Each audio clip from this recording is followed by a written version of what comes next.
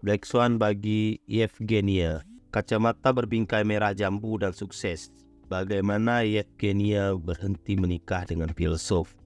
Menurut saya pun demikian. 5 tahun lalu, Yevgenia Nikolaevna Krasnova hanya seorang novelis tak ternama dengan karya yang belum pernah diterbitkan karena dianggap tidak lazim. Ia seorang penggumul ilmu saraf yang senang dengan filsafat. 3 suami pertamanya adalah filsuf. Dan dengan bakat keras kepala sebagai turunan campuran Prancis Rusia, ia menuangkan hasil-hasil penelitian dan gagasan-gagasannya dalam bentuk karya sastra.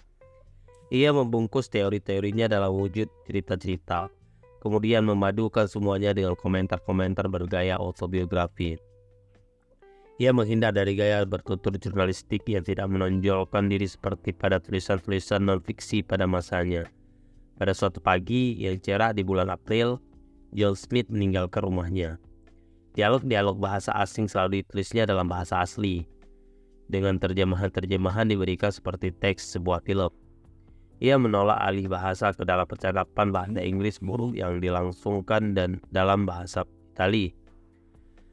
Tak ada penerbit yang bersedia meluangkan waktu baginya, kecuali 1 atau 2 yang pada waktu itu masih memiliki sedikit minat kepada ilmuwan langka yang sedang berusaha mengekspresikan diri dalam kalimat-kalimat yang tidak begitu mudah dipahami. Tidak banyak penerbit yang melanjutkan hubungan dengannya. Mereka berharap perempuan ini berkembang dan mulai menulis sebuah buku sains populer tentang kesadaran.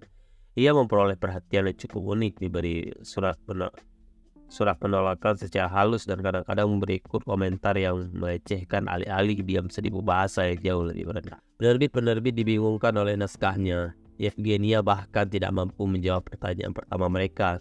Apakah buku ini fiksi atau non-fiksi? Ia pun tidak bereaksi terhadap pertanyaan. Untuk siapa buku ini ditulis, sewaktu naskah itu diusulkan, perempuan ini diberitahu, Anda harus tahu siapa yang akan menjadi pembaca karya Anda. Dan amatir bisa menulis untuk diri sendiri, tetapi profesional menulis untuk orang lain. Ia juga diberitahu untuk menetapkan genre yang tepat karena toko buku tidak mau dibingungkan soal di mana harus meletakkan sebuah buku di rak pemajangan mereka. Seorang editor dengan halus berkata, ini temanku yang baik, hanya akan laku 10 eksemplar, termasuk yang dibeli oleh para mantan suami dan anggota keluarga Anda. Ia pernah bergabung dengan sebuah kursus menulis yang terkenal 5 tahun sebelumnya dan ia merasa muak. Menulis yang baik agaknya diartikan sebagai mematuhi aturan-aturan sembarang yang pernah dikembangkan untuk kitab suci, ditambah dengan dukungan mutlak dari yang disebut pengalaman. Para penulis yang pernah ditemuinya umumnya belajar dari meniru karya-karya yang dianggap sukses. Mereka semua mencoba meniru cerita-cerita yang pernah muncul dalam edisi lama The New Yorker, tanpa sadar bahwa kebanyakan hal yang baru sesuai dengan definisi tidak dapat dimodelkan dari edisi-edisi lama The New Yorker. Bahkan gagasan tentang cerita pendek bagi Yevgenia adalah sebuah konsep. Aku juga begitu. Instruktur kursus dengan halus tetapi tegas memberitahukan bahwa naskahnya sungguh tidak mempunyai harapan. Yevgenia akhirnya memasukkan seluruh naskah buku utamanya A Story of Recursion ke web. Di sana ia menemukan sekelompok kecil pembaca, termasuk pemilik sebuah penerbit kecil tak terkenal yang mengenakan kacamata berbingkai merah jambu dan berbicara dalam bahasa Rusia primitif, dengan keyakinan bahwa ia fasih dalam bahasa itu. Ia menawarkan diri menerbitkan naskah Yevgenia dan setuju dengan persyaratannya untuk tidak menyunting naskah tersebut. Penerbit itu menawarkan royalti yang kecil sekali dibanding royalti yang lazim sebagai imbalan atas naskah yang tidak diotak-atik.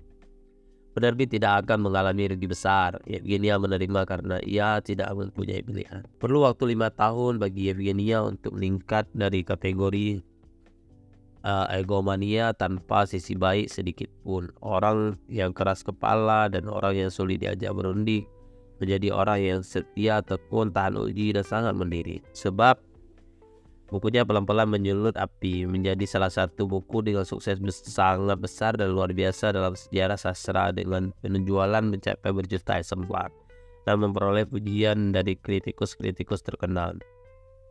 Penerbit rumahan yang sama kini menjadi sebuah perusahaan besar dengan seorang resepsionis yang dengan sopan menyambut semua tamu yang masuk ke kantor utama. Bukunya telah diterjemahkan ke dalam 40 bahasa, bahkan Prancis. Anda melihat fotonya di mana-mana. Ia disebut sebagai pelopor sesuatu yang disebut Concilian School. Penerbit sekarang mempunyai sebuah teori bahwa sopir truk yang membaca buku tidak membaca buku yang dibuat khusus bagi mereka, dan percaya bahwa pembaca tidak suka kepada penulis yang menggurui mereka.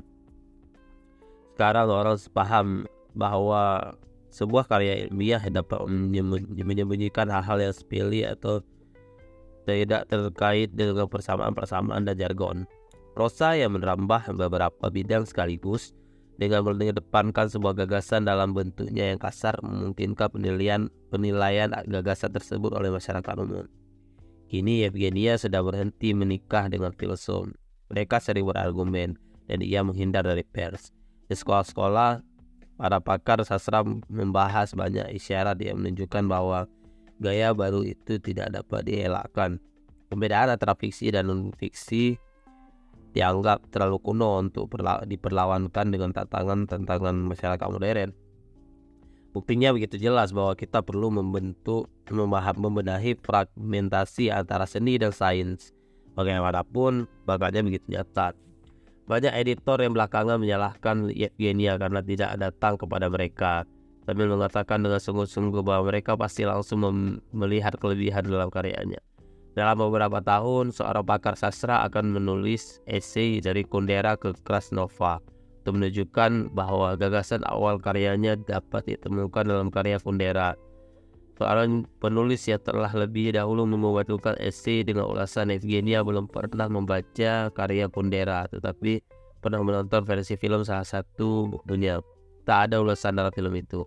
Seorang pakar yang cerdas lain akan menunjukkan bagaimana pengaruh Gregory Bateson yang telah memasukkan cerita ala autobiografi ke dalam makalah-makalah penelitian ilmiahnya dapat dilihat pada setiap halamannya. Yevgenia belum pernah mendengar Bateson.